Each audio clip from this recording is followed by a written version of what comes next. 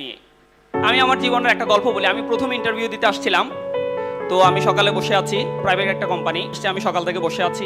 দুপুর হইলো, ওনারা শুধু মিটিং আর মিটিং করতেছে, আমাকে তারা কোনো ভ্যালু দিচ্ছে না। পরে লাঞ্চ করে আসলাম, বলছে যে মাগরিবের সময় আপনার ইন্টারভিউ নেবে। মাগরিব হলো 8টার দিকে আমাকে ইন্টারভিউর জন্য ডাকছে। তো আমার স্যালারি ধরছে 20,000 টাকা। আমি মাত্র ভার্সিটি থেকে বের হয়েছি, 20,000 টাকা স্যালারি, এটা কিন্তু আমাদের সোসাইটির জন্য অনেক, তাই না?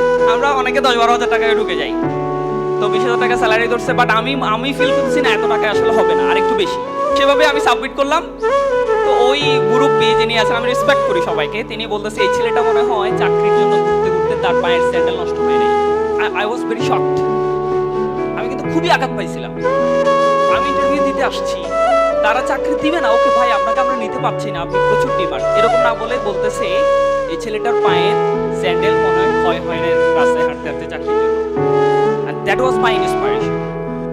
ওই কথাটা কিন্তু আমাকে খুব আঘাত, খুবই, মানে আমি খুব বেশি কষ্ট পাইছি। এবং আমি একটা ইন্টেন্সিভ রুমে ঢুকছি 1 মাসের জন্য। আমার যাবতীয় মোবাইল যত নেটওয়ার্ক আছে, আমার মায়ের সাথে ছাড়া কারোর সাথে আমি কথা বলতাম না। ওই 1 মাস আমি প্রচুর পড়াশোনা করছি, প্রচুর পড়াশোনা করছি। আপনারা যারা ডুয়েটে গেছেন অ্যাডমিশনে, তারা কিন্তু অনেক পড়া, ডেলি অনেকে 18 ঘন্টা পড়েন, 14 ঘন্টা পড়েন।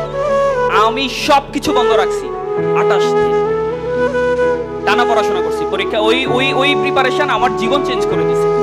অনেকে হয়তো দেখবেন আমি সবসময় আড্ডা দিই, চা খাই, সব কিছু করি, কিন্তু ওই 28 দিন আমার জীবন চেঞ্জ করে দিয়েছে। এরপরে গিয়ে আমি একটা বিশ্ববিদ্যালয়ে, আমি এরপরে যত পরীক্ষা দিয়েছি সব পরীক্ষা আমি টিকেছি, কিছু পরীক্ষা আমি নিজে থেকে চাকরি নিয়ে নিই। সো আপনাদের জীবনে কি এ ধরনের অপমানজনক শক্ত কোনো নিউজ আছে? আছে কিন্তু আমাদের জীবনে, কিন্তু আমরা কি করি? আমরা তখন চিন্তা করি আমাকে অপমান করছে, আমাকে দিয়ে কিচ্ছু হবে না, দরজাটা লাগাই দিয়ে আমি কান্না করি। আমরা কিন্তু ওই জায়গা থেকে ইন্সপাইরেশন নিই না। আমরা চাইলে কিন্তু আমাদের এই যে বিষয়গুলো আমাদেরকে অপমান করে, সেই জায়গা থেকে কিন্তু আমরা চাইলে ইন্সপাইরেশন নিতে পারি।